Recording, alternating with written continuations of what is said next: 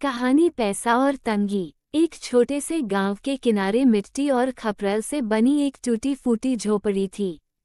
उसी झोपड़ी में रघुनाथ अपनी पत्नी सीता और 8 साल के बेटे मोहन के साथ रहता था। रघुनाथ बेहद ईमानदार और मेहनती इंसान था।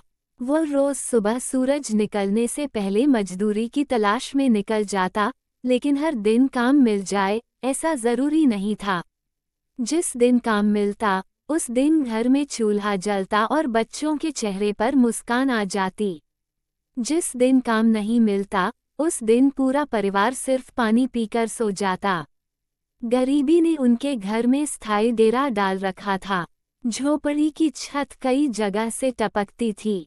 बरसात की रातों में पूरा परिवार एक कोने में बैठकर सुबह होने का इंतजार करता। सीता कई बार अपने हिस्से की रोटी भी बच्चों को खिला देती और कह देती, मुझे भूख नहीं है। लेकिन रघुनाथ जानता था कि यह एक माँ का झूठ है। एक दिन मोहन स्कूल से उदास होकर घर लौटा। उसने अपना बस्ता एक तरफ रखा और धीमी आवाज में बोला, पिताजी, कल स्कूल में सभी बच्चों को नए जूते पहनकर आना है। मेरे जूते तो पूरी तरह फट गए हैं। बच्चे मेरा मजाक उड़ाते हैं। रघुनाथ ने बेटे के पैरों की ओर देखा। जूतों से उंगलियां बाहर निकल रही थीं। उसका दिल जैसे टूट गया। उसने बेटे के सिर पर हाथ फेरते हुए कहा, बेटा, चिंता मत करो। कल तक तुम्हारे लिए जूते जरूर आ जाएंगे। लेकिन ये कहते समय उसकी जेब में केवल 20 रुपये थे। उस रात रघुनाथ को बिल्कुल नींद नहीं आई। वह सोचता रहा कि आखिर इतने कम पैसों में बेटे के लिए जूते कहाँ से लाए। सुबह होते ही वह बिना कुछ खाए काम की तलाश में निकल पड़ा। उसने कई निर्माण स्थलों पर पूछा, कई दुकानों पर गया, लेकिन हर जगह एक ही जवाब मिला, आज काम नहीं है। पूरा दिन भटकते भटकते उसके पैर जवाब देने लगे। शाम ढल रही थी। निराश होकर वह घर लौट रहा था कि अचानक उसकी नज़र सड़क किनारे पड़े एक चमड़े के बटुए पर पड़ी। उसने इधर उधर देखा, वहां कोई दिखाई नहीं दिया। उसने बटुआ उठाया और खोला। अंदर नोटों की मोटी गड्डियां थीं। उसने जल्दी जल्दी गिनने की कोशिश की। लगभग 50,000 रुपये थे। साथ ही एक पहचान पत्र और कुछ जरूरी कागज भी रखे थे। इतने सारे पैसे देखकर उसके हाथ कांपने लगे। उसके मन में एक तूफान उठ खड़ा हुआ। अगर ये पैसे रख लूं तो मोहन के जूते आ जाएंगे। सीता के लिए नई साड़ी खरीद दूंगा। घर का राशन भर जाएगा। झोपड़ी की मरम्मत हो जाएगी। लेकिन तभी उसे अपने स्वर्गीय पिता की बात याद आई। बेटा, गरीबी कभी शर्म की बात नहीं होती, लेकिन बेईमानी हमेशा शर्मिंदा करती है। ईमानदारी से कमाया हुआ 1 रुपया भी लाखों के गलत पैसों से बड़ा होता है। रघुनाथ ने गहरी सांस ली। उसने बटुए में रखा पहचान पत्र निकाला और उस पर लिखे पते की ओर चल पड़ा। जब वह वहां पहुंचा तो देखा कि एक बुजुर्ग व्यक्ति बेहद परेशान होकर इधर उधर लोगों से कुछ पूछ रहे थे।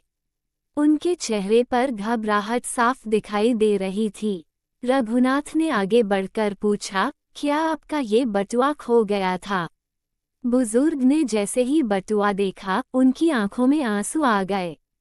उन्होंने कांपते हाथों से बटुआ लिया और उसे खोलकर देखा। सारे पैसे सुरक्षित थे। वे भावुक होकर बोले, बेटा, तुमने मुझे बर्बाद होने से बचा लिया। इसमें मेरी पत्नी के इलाज के पैसे थे। कल उनका बड़ा ऑपरेशन होना है। अगर यह पैसा नहीं मिलता तो शायद मैं उन्हें कभी बचा नहीं पाता। ये सुनकर रघुनाथ की आंखें भी नम हो गईं। बुजुर्ग ने जेब से 10,000 रुपये निकालकर उसकी ओर बढ़ाते हुए कहा, बेटा, इसे इनाम समझकर रख लो। रघुनाथ मुस्कुराया और हाथ जोड़कर बोला, नहीं मालिक, अगर इनाम के लिए लौटाता तो ईमानदारी का कोई मतलब नहीं रह जाता। मैंने सिर्फ अपना कर्तव्य निभाया है। बुजुर्ग उसकी बात सुनकर स्तब्ध रह गए। उन्होंने पहली बार किसी गरीब आदमी को इतना स्वाभिमानी देखा था। उन्होंने पूछा, तुम क्या करते हो? रघुनाथ ने बिना किसी शिकायत के अपनी पूरी कहानी बता दी, बेरोजगारी, भूख, बेटे के फटे जूते और घर की तंगी।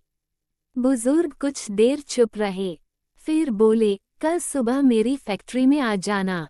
मुझे तुम्हारे जैसे ईमानदार इंसान की जरूरत है। अगले दिन रघुनाथ वहां पहुंचा। उसे फैक्ट्री में स्थायी नौकरी मिल गई। अच्छी तनख्वाह, रहने के लिए छोटा सा मकान और परिवार के लिए चिकित्सा सुविधा भी दी गई। कुछ ही महीनों में उसकी जिंदगी बदलने लगी। घर में रोज चूल्हा जलने लगा। मोहन नए जूते पहनकर स्कूल जाने लगा। सीता के चेहरे पर वर्षों बाद सच्ची मुस्कान लौटी। एक दिन स्कूल से लौटते समय मोहन ने अपने पिता से पूछा, पिताजी, अगर उस दिन आप वो 50,000 रुपये रख लेते तो? रघुनाथ ने बेटे का हाथ पकड़कर कहा, बेटा, वह पैसा हमें कुछ दिनों की खुशी देता, लेकिन जीवन भर का डर भी देता। ईमानदारी ने हमें सिर्फ नौकरी नहीं दी, बल्कि सम्मान, सुकून और लोगों का विश्वास दिया। मोहन ने गर्व से अपने पिता की ओर देखा। उस दिन उसने समझ लिया कि उसका सबसे बड़ा धन उसके पिता का चरित्र है। रघुनाथ ने आसमान की ओर देखा और मन ही मन भगवान का धन्यवाद किया। उसे महसूस हुआ कि तंगी इंसान की जेब को खाली कर सकती है, लेकिन अगर इंसान अपना ईमान बचाए रखे तो भगवान देर से सही उसकी मेहनत का फल जरूर देते हैं। पैसा जीवन की जरूरत है, लेकिन ईमानदारी जीवन की सबसे बड़ी पूंजी है।